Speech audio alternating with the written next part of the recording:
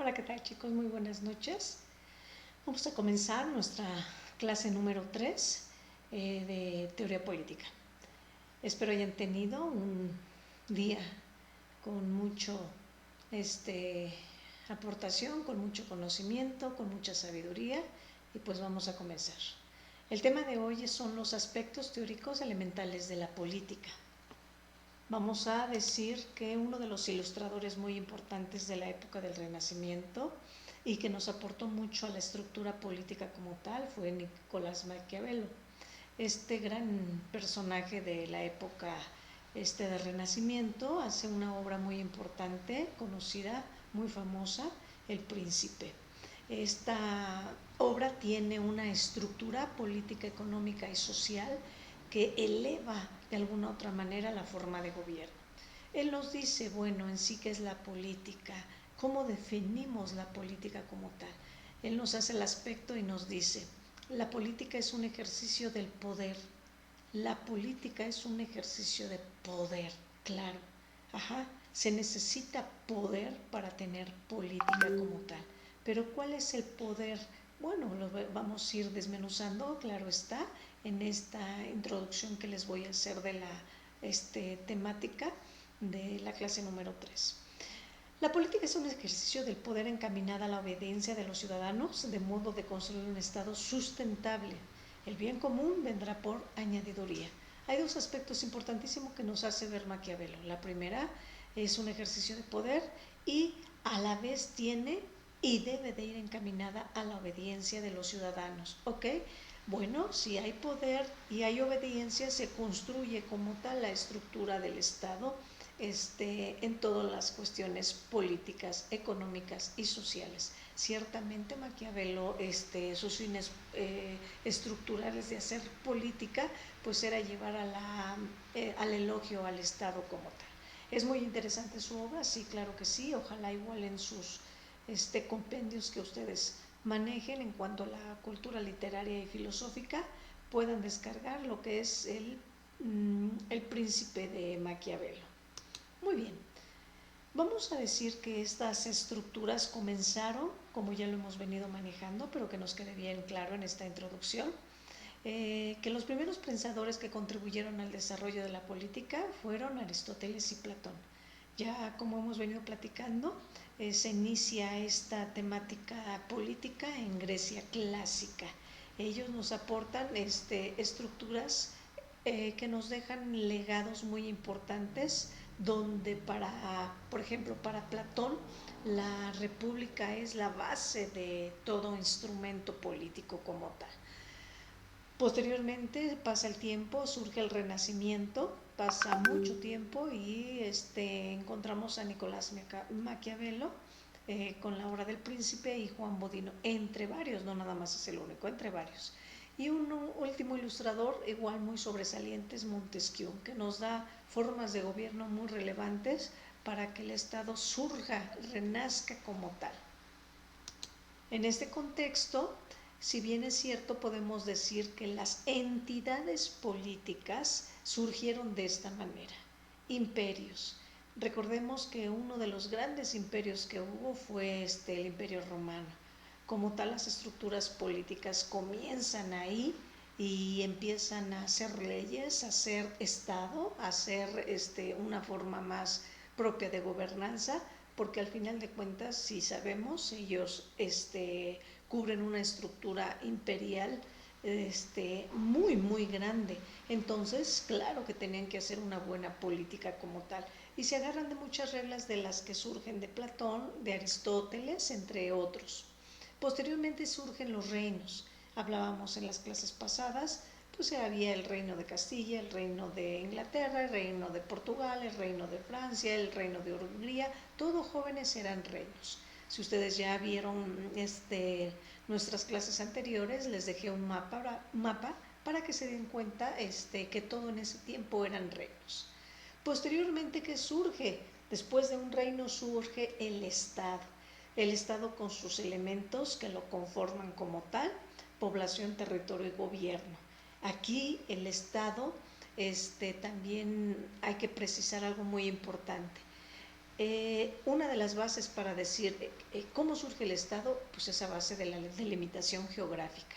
Tiene que quedar bien claro entre los pueblos, entre los reinos, este es mi región, aquí están mis límites y tú no puedes rebasarlos, no puedes violarlos. ¿Por qué? Porque también se empiezan a hacer con la política argumentos jurídicos precisos para delimitar.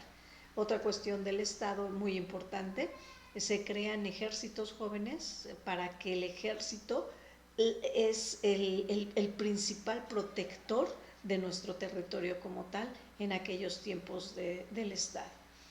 Y por último surge la nación. Cabe destacar que es muy importante saber que la nación igual se perfila cuando ya se tiene una moneda como tal, un idioma como tal, una geografía como tal, económica, política, marítima, territorial y una forma de gobierno. Son elementos claves de una nación y estrategias también encontramos en la nación, estrategias de todo tipo, económicas, políticas y sociales. Bueno, en esta introducción igual vamos a decir que los tipos de poderes que encontramos como tal fueron encaminados a que el gobierno estructurara de alguna otra manera las bases de la política como tal. Aquí, jóvenes, les dejo un video, es importante que lo vean. Se titula Ciencias Políticas, Max Weber y tipos de dominación. Este video es muy enriquecedor y van a ver claramente de todo lo que hemos ido platicando y estructurando en base de las clases que hemos tenido, para que se den cuenta la importancia que tuvo estos movimientos políticos y que Max Weber nos da una gran aportaciones políticas para realizar una buena estructura del Estado en cuanto a los tipos de dominación. Cabe mencionar que las formas de gobierno podemos manejarla en dos tipos: las formas justas y las formas injustas. No olvidemos, las formas justas en cualquier estado, en cualquier nación, podemos hablar de tres: monarquía, aristocracia y república. Las injustas son la tiranía, la oligarquía, la democracia o demagogia. Unas contrarrestan otras, unas aviolentan otras, pero la mejor forma de gobierno, según estos ilustradores, siempre va a ser exactamente estos aspectos relevantes para llevar a cabo el bien común entre las sociedades, el bien común entre los reinos, el bien común entre los estados y el bien común entre las naciones. No olvidemos, ciertamente en Europa hasta el día de hoy hay monarquía como tal, y también se ha dado la tiranía que ha venido a marcar situaciones que han legado legados muy dolorosos, entrando a la crisis, y sabemos que la tiranía no tiene como tal un buen fin. La aristocracia, pues sí, esa forma de gobierno de unos pocos, un parlamento como tal, pero sus fines es llevar a la sociedad al bien común igual.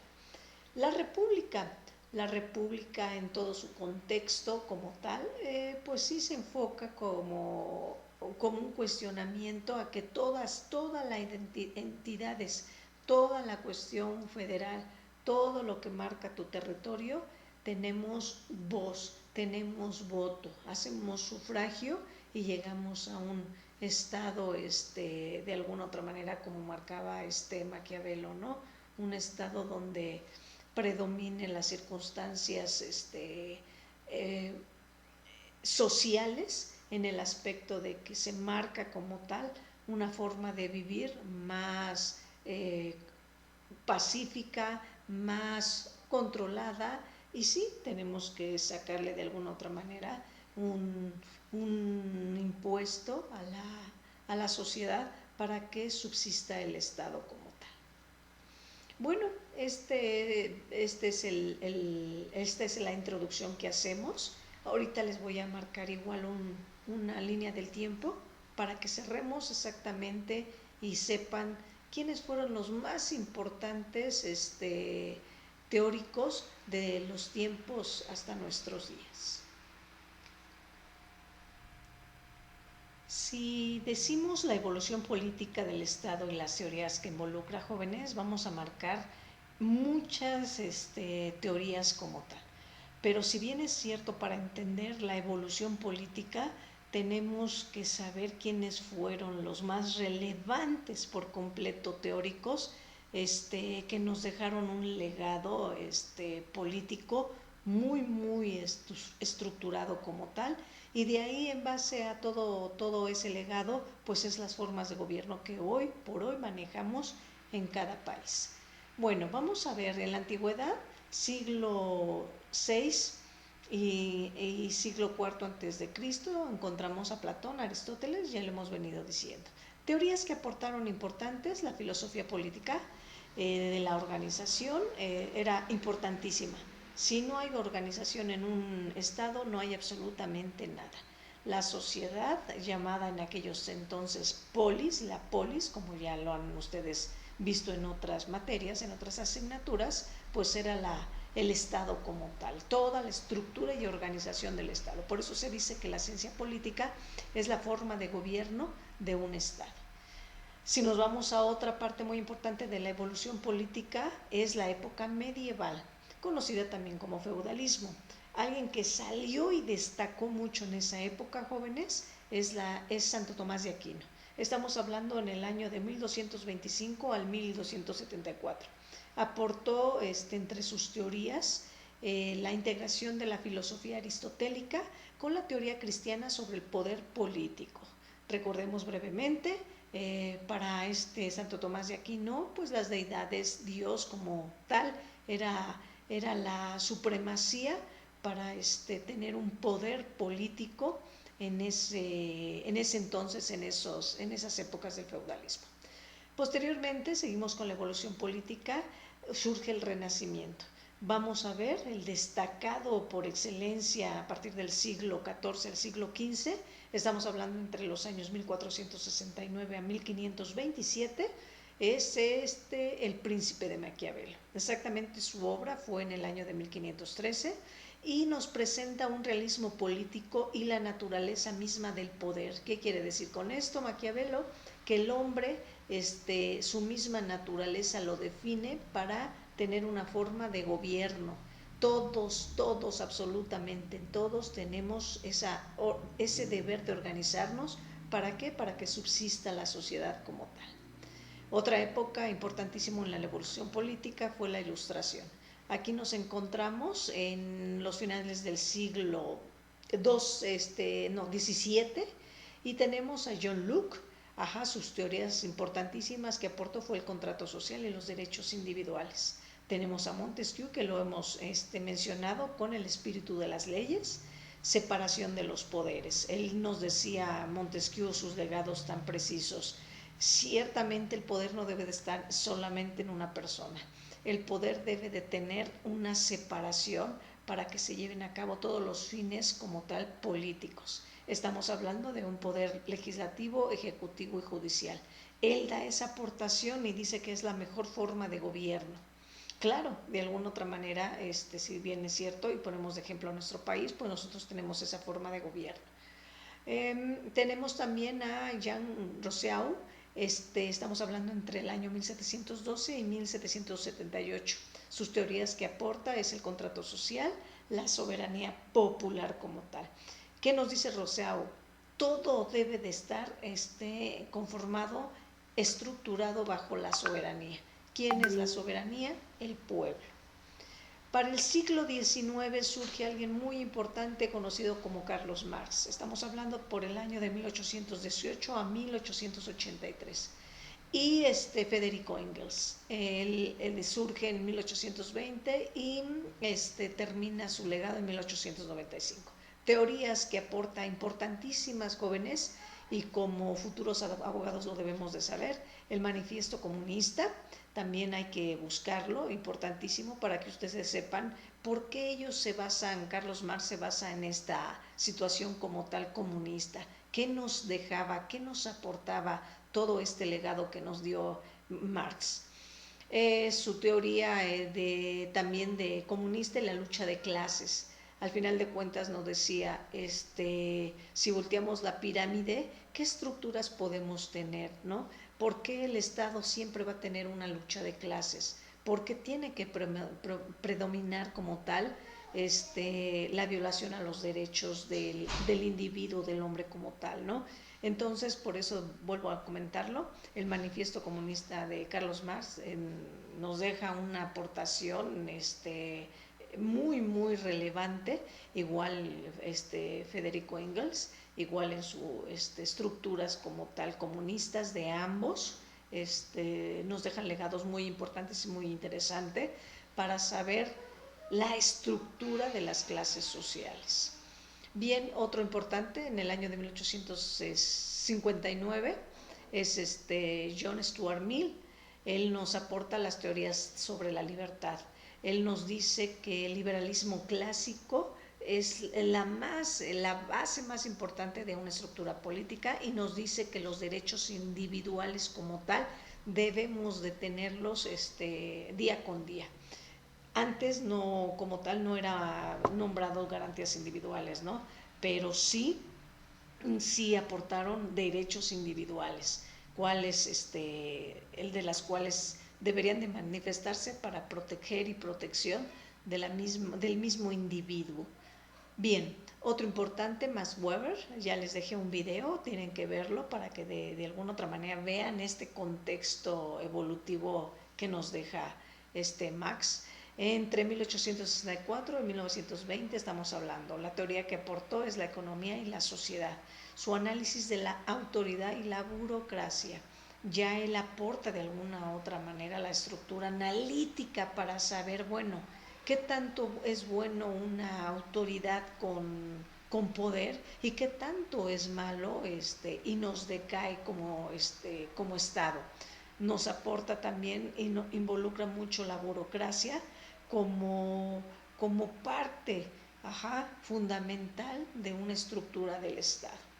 Estamos hablando también otro muy importante, esta mujer, Hannah Arendt, nos aporta la condición humana, la acción política y la esfera pública como tal. Otro importantísimo, John Rawls, en 1921 al 2002, sus teorías, una teoría de la justicia y también la teoría de la justicia y el contrato social, que retoman de aquellas cuestiones francesas. Y vamos a cerrar en el siglo XXI, la década que estamos manejando es el año de 1990 y posteriores a ello. Estamos hablando de esta Martha Nussbaum, nacida en 1947, y Amartya Sen, nacida en 1933. Sus teorías que aportaron a las contribuciones de las teorías de las capacidades y el desarrollo humano como tal. Estas teorías son muy, muy importantes, las que nos dejaron estas aportaciones para una muy buena estructura del Estado. También tenemos a Michel, en cuanto a su teoría de contribuciones a los debates sobre el poder y la disciplina. Si ustedes manejan toda la evolución como tal, pues sí vamos a encontrar bastantes aportaciones políticas, siempre políticas, para saber la mejor forma de gobierno que le debe de convenir a cualquier nación. Bueno, chicos, entonces retomando, vamos a decir que estas nuevas modalidades de la estructura política pues nos dejan un legado muy interesante, muy importante, muchas aportaciones como tal. Entonces, hasta ahorita hemos visto nuestra introducción, hemos visto el pensamiento político en la antigüedad, ideas políticas en la Edad Media, características del pensamiento político durante la época del absolutismo, antecedentes del Estado moderno en Francia, el movimiento democrático constitucional y las ideas políticas y sus orígenes como tal.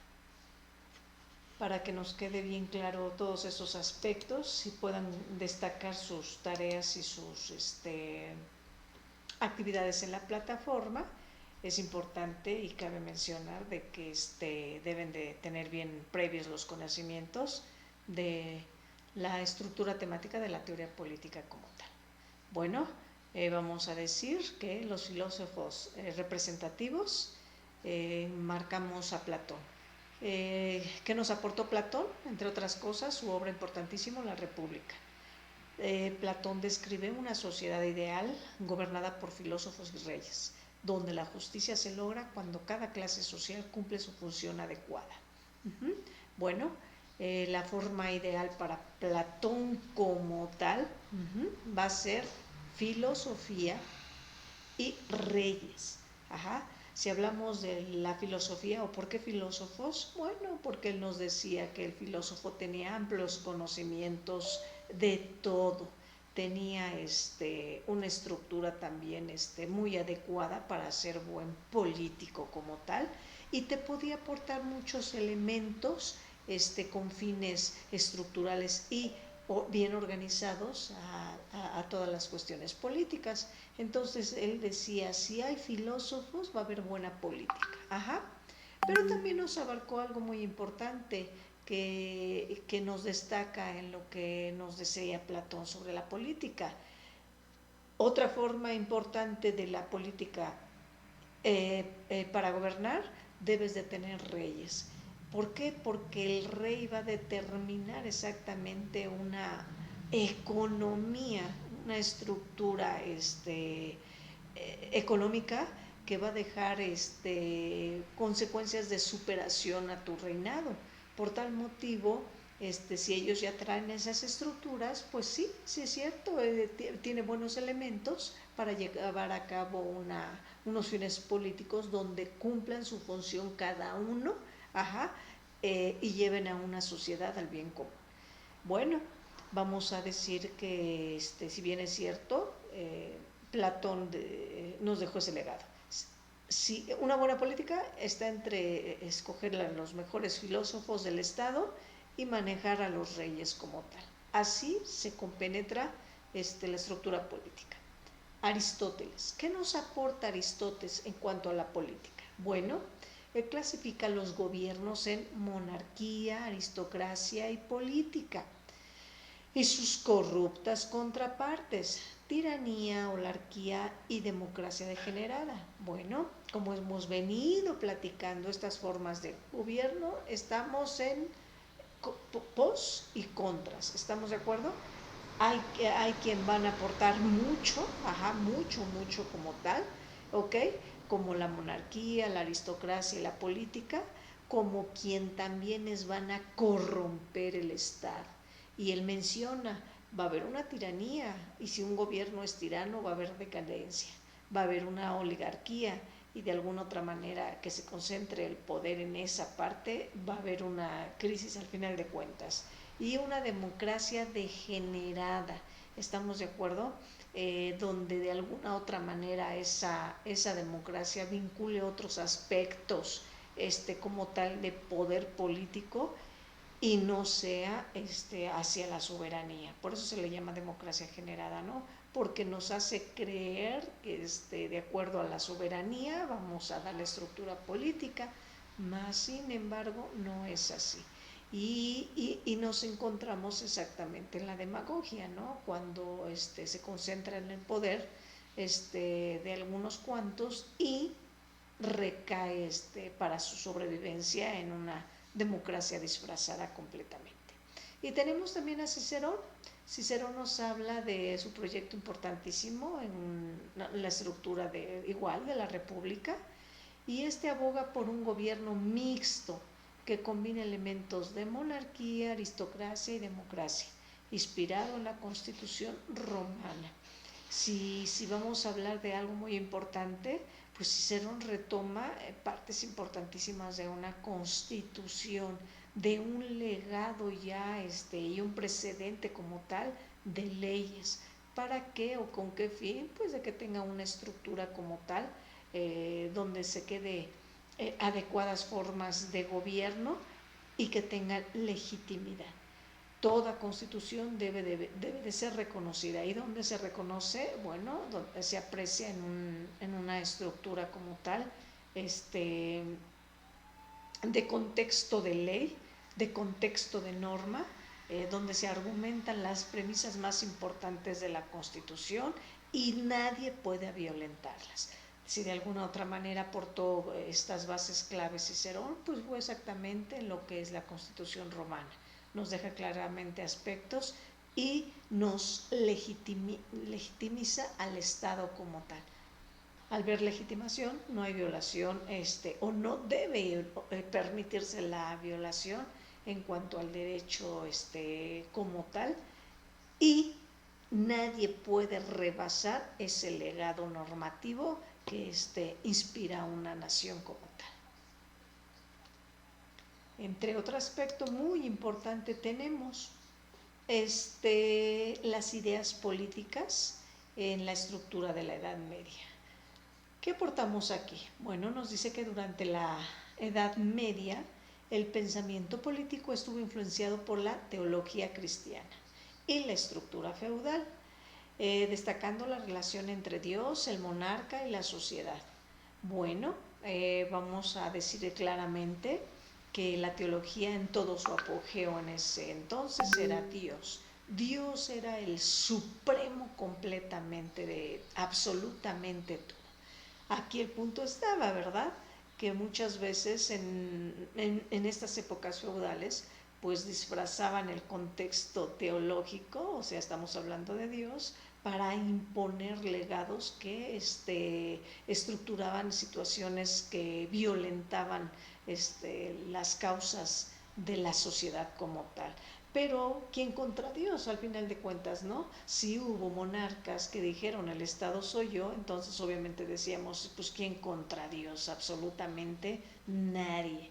El monarca, que igual entre otras situaciones era el que se destacaba como estructura feudal y también imponía como tal políticas donde se apreciaba claramente que él imponía su propia ley, ¿no? Y una sociedad, la sociedad al final de cuentas tenía que participar. ¿Cómo participabas en la Edad Media? Pues dando diezmo, y obediencia. Diezmo y obediencia, entonces todo estaba magnífico y estaba la estructura política bien en la Edad Media. No dabas el diezmo, pues eras castigado al final de cuentas. Las aportaciones importantes que tenemos aquí en la Edad Media, pues vamos a decir que tenemos a San Agustín. San Agustín nos dice que en la ciudad de Dios distingue entre la ciudad terrenal y la celestial, proponiendo que el Estado debe servir a la justicia divina.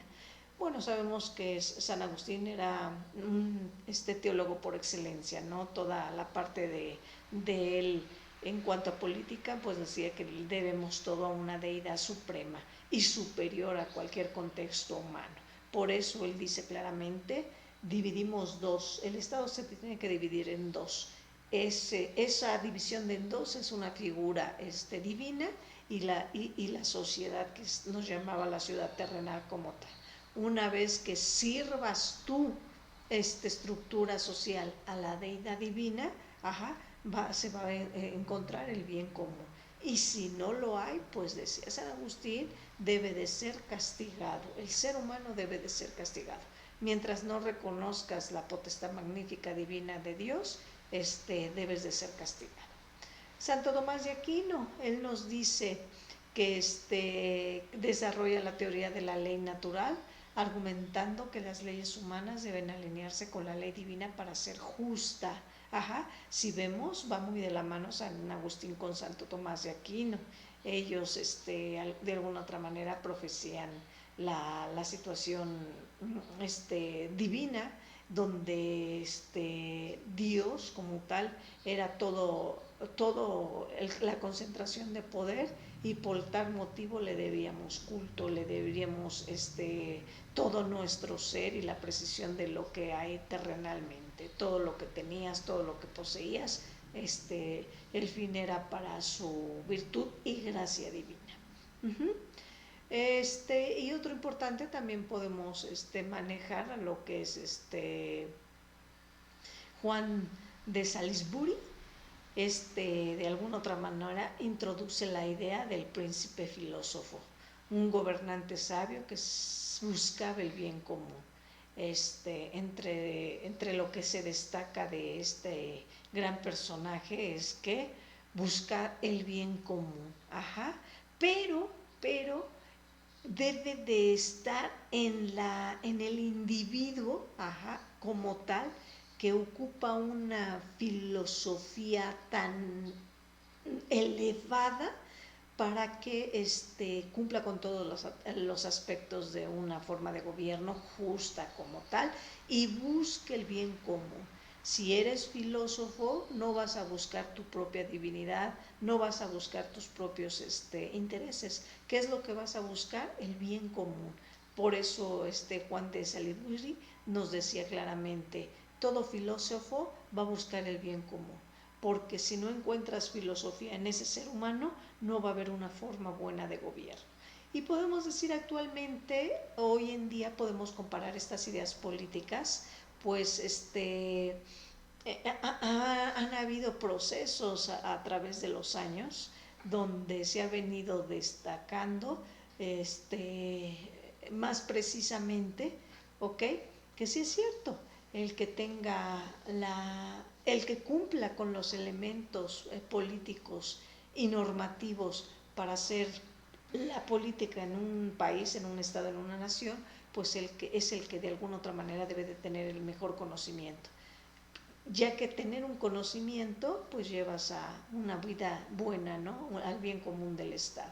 Y eso es lo que se nos pide. Sí, sí es cierto. ¿Por qué? Porque de alguna otra manera sabes hacer política si tienes parte de filosofía o estudios en materia de la misma, ¿no? Muy bien. Es importante que nos quede claro esta observación. Grecia fue la cuna de la creación política. Grecia fue la cuna.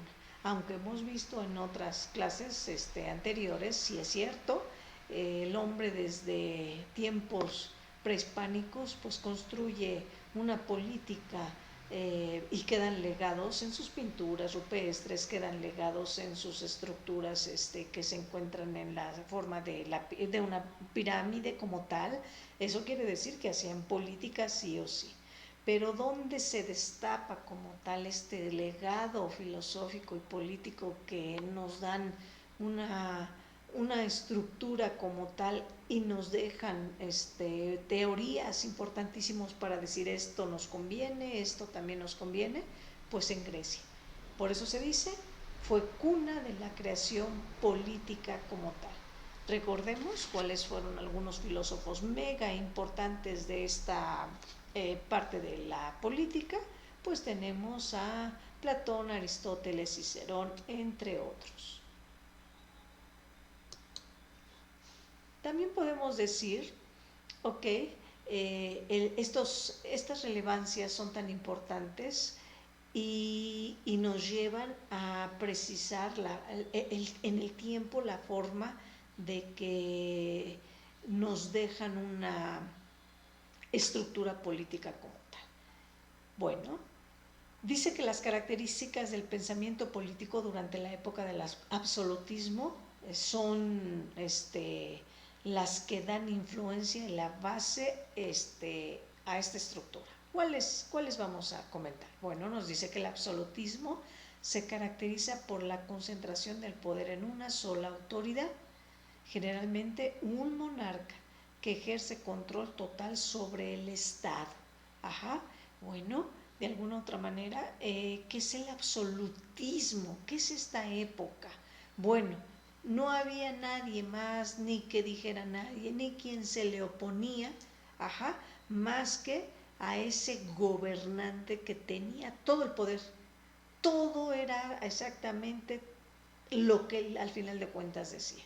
Aunque tenía sus asesores políticos que lo guiaban, al final de cuentas su decisión era el Estado soy yo. como el Estado soy yo, pues yo indico qué es lo que se va a hacer en todo mi reino. Por tal motivo, si vemos, pues el absolutismo, su nombre lo dice, pues no era muy grato la forma de gobierno de esta postura. Ajá, porque al final de cuentas tenía obstáculos y una política como tal que te lleva al obstáculo, pues no vas a crecer jamás como nación, como Estado, como tal. Ok, bueno, pero al final de cuentas, en esos tiempos del absolutismo, era sí o sí que todo el poder se concentraba en una sola persona. Bueno, importantes legados aquí tenemos a John Bodin. Él realiza sus 6 libros de la República. En ellos define la soberanía como el poder absoluto e invisible del monarca. Bueno, vamos a entender que Jean Bodin es todo lo contrario exactamente a lo que llevaba imperante el absolutismo. ¿En qué sentido? Él dice claramente, ajá, la soberanía. Recordemos, la soberanía es la sociedad, ese pueblo. Y él nos aportaba, la soberanía es la que debe de tener el poder absoluto. Él es el que debe de manejar una estructura. ¿Por qué? Porque al fin y al cabo es el que vive el día a día entre la misma sociedad, es el que aporta el trabajo, es el que da el diezmo, es el que da una situación y que compensa todo lo que aporta en un reino, ¿no? Entonces por eso Jean Bodin nos decía y nos dejó muy claro, la soberanía, ajá, es la que debe de concentrarse el poder. No debe de concentrarse el poder en un monarca, porque al final de cuentas nos lleva a una destrucción. Y si bien es cierto, lo hemos visto, que por eso desaparecen los reinos, jóvenes, porque al final de cuentas, ajá, sí es cierto, estas cuestiones estructurales tan intensas que nos llevan o que nos conllevan pues a manejar situaciones que han derrocado a los reyes. Ese poder ciego del absolutismo nunca al final de cuentas funcionó. Tarde o temprano cayeron. Otro importante, y lo hemos venido mencionando, Thomas Hobbes, su libro Leviatán. Famosísimo libro que aporta toda una estructura magnífica políticamente hablando. Y nos argumenta que el estado de la naturaleza recae en los individuos. Estos ceden su libertad a un soberano absoluto para garantizar la paz y el orden. Si bien es cierto, pues sí, al final de cuentas, en lo que se podía alcanzar a ver en cuanto a la sociedad y la política, Thomas Hobbes, pues sí, dijo, aquí lo que se aprecia, y lo escribe en sus teorías, por eso son teorías, aquí lo que se aprecia es que la sociedad, para que un estado surja, se mantenga la paz y el orden, debe de ceder toda su libertad. Él nos habla mucho de que el individuo realmente es libre, como tal es libre, y él nos maneja y da respuestas a sus legados muy importante que nos manejó en sus teorías, y dice que no, el individuo no tiene libertad. Desde que nace el individuo se encuentra sometido al Estado. Ajá, ¿por qué? Porque de alguna otra manera siempre el Estado es el que le vas a ejercer el tributo, ajá, el tributo para poder sobrevivir. Y si vemos hasta en nuestros días, así es, jóvenes, al final de cuentas, tenemos que darle tributo al Estado para que garantice el sustento económico, social y político de cualquier país, ciudad o nación. Si no lo hacemos así, pues obviamente se nos castiga y se nos violenta la estructura jurídica como tal, violando nuestros derechos humanos como individuos de aquel entonces y de todos los partes de la evolución humana como tal. ¿Por qué? pues ¿por qué no te permite, no? El que tú no estés de acuerdo, pues obviamente para estas estructuras políticas, pues era que violentabas al Estado. Y no te lo iban a permitir, jamás te lo iban a permitir. Y no nos vamos lejos, en la actualidad también pasa lo mismo, ¿no? Queremos realizar manifestaciones donde pues claramente se ve el descontento social, y ¿qué hacen nuestras autoridades? Pues en automático nos imponen otras estructuras y nos dejan ver la fuerza que tiene el poder que conlleva el ejercicio del mismo, y nos desaparecen el idealismo como tal, ¿no? O ese alcanzar de la naturaleza misma, y se viene apreciando que al final de cuentas tenemos que estar involucrados en la norma para garantizar el bien y el orden social. Entonces, retomando a Thomas Hobbes, sí es cierto, no hay como tal un hombre libre. Él se da cuenta, la libertad no existe. Nos hacen creer que la tenemos, pero no existe en ningún contexto político la libertad. ¿Ok? Y por último encontramos a el Jacques Boussir. Realiza una política donde nos dice que las escrituras son propias y justifican el derecho divino. Estas escrituras las debe de tener completamente la realeza en su poder. Si bien es cierto, con el paso del tiempo hubo momentos en la vida del ser humano que hubo el primer rey. El primer rey, ¿quién fue el primer rey del mundo, jóvenes? Bueno, estamos hablando que fue Jesús en la tierra. Fue el primer hombre que fue denominado rey, ¿no? Entonces, de acuerdo a todos los libros sagrados que se escriben, gran personaje, Jacques Beringue Rousseau, nos dice claramente eso. Ahí vas a encontrar la política.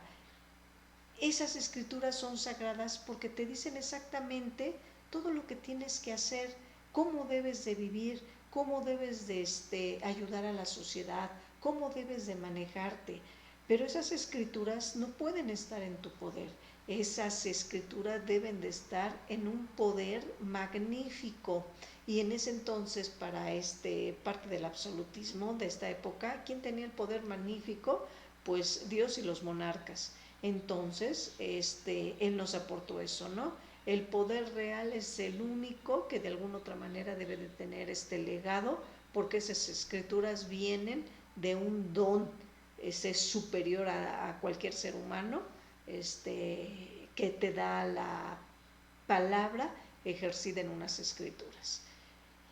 Al final de cuentas, jóvenes, sí, hasta nuestros días hay escritura, hay Biblia, y sí se puede decir que en ellos encontramos estructuras políticas. Sí, no podemos decir que no, claro que sí, estamos de acuerdo. Mas, sin embargo, con el paso del tiempo se dan cuenta que la política no se encuentra en lo divino, sino que la política se encuentra en el deber ser del hombre como tal, en la moral, y no en una moral divina, sino en una moral justa, una moral de enseñanza para el pueblo y del pueblo como tal. En estas nuevas estructuras que nos están manejando, pues elige la que adecue tu país, elige la que de alguna otra manera sea la más viable para tu estructura política. Bien, otro punto importantísimo que nos deja estos puntos como tal son los antecedentes del Estado moderno en Francia. Aquí se realiza la consolidación del Estado moderno, y esta implicó la centralización del poder y la creación de una administración estatal eficiente. Aquí los ejemplos representativos que podemos decir, acordémonos, Luis XIV, donde decías, el Estado soy yo, no hay nadie más que el Estado soy yo, y voy a imperar mis normas, y van a quedar viables para todo individuo que esté en mi reino. Otro importante, el cardenal Richelieu, él como primer ministro fortaleció la autoridad real y debilitó poder de los nobles y los protestantes. Aquí se da mucho la época del protestantismo, porque esta época, como bien su nombre lo dice, no estaban de acuerdo y se hacen manifestaciones protestando estas situaciones que pues ya no puede la sociedad manejar tanto diezmo, no alcanza para comer, no alcanza para vivir, no hay una buena salud, no hay una buena estructura del Estado como tal. Entonces surge la ley del protestantismo, ¿no?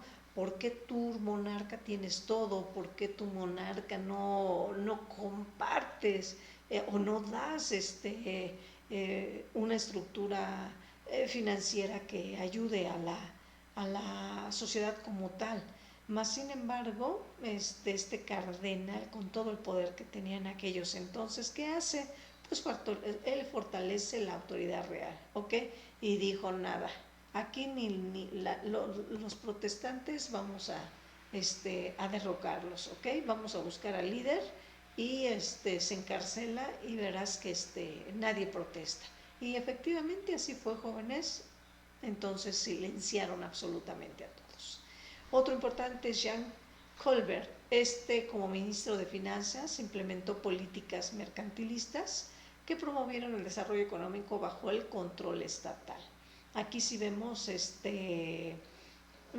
estas nuevas modalidades políticas. Nos decía, una buena política se da cuando hay buenas finanzas. Ajá, entonces la cuestión para él era el mercado. Ajá, ¿por qué? Porque debe de haber desarrollo económico. Sí, claro, debe de estar bajo control riguroso del mismo Estado, pero debe de haber buenas finanzas. Por tal motivo, su teoría de Jean-Baptiste Colbert nos dice claramente, aquí la pauta de todo es el desarrollo económico. Si no hay buena economía, no hay una buena forma de gobierno. Y quizá, jóvenes, sí tengan razón, ¿no? Al final de cuentas, no va a pasar nada si tu país tiene muchos minerales, ¿ok? Pero si hacemos una muy buena estructura económica de desarrollo, pues a lo mejor se hacen intercambios con otros países y obtenemos una economía más elevada, más justa, y que nos ayude a prosperar como país. Otra aportación importante también podemos encontrarla en lo que es el movimiento democrático constitucional. Aquí hubo ideas políticas desde sus orígenes. Este movimiento abogó por la limitación del poder monárquico y las instauraciones de gobiernos, obviamente plasmadas en constituciones que garantizan los derechos civiles. Aquí encontramos dos muy importantes, que es la Revolución Inglesa, ¿okay? Cuando se ejecuta a Carlos I, y la posterior instauración de la Commonwealth, y que cuestiona exactamente la autoridad absoluta del monarca. Por eso se hace la Revolución Inglesa, que fue la primera revolución de alguna otra manera para derrocar al monarca, ¿ok? Ya llega en un momento de la barbarie que dicen no más, y se alzan en una revolución. Otra revolución muy importante fue la francesa en 1789, donde se aporta la Declaración de los Derechos del Hombre y del Ciudadano. Se proclama la soberanía popular y la igualdad ante la ley. Wow, se destaca un amplio sentido a lo que es la Revolución Francesa como tal, jóvenes. Ok, y por último vamos a ver lo que es la creación de las leyes. Al final de cuentas, para dar, como hemos venido manejando, legitimación a la situación jurídica, tiene que pasar por leyes que precisen exactamente una buena forma de gobernar. Aquí encontramos la Revolución Americana, ¿ok?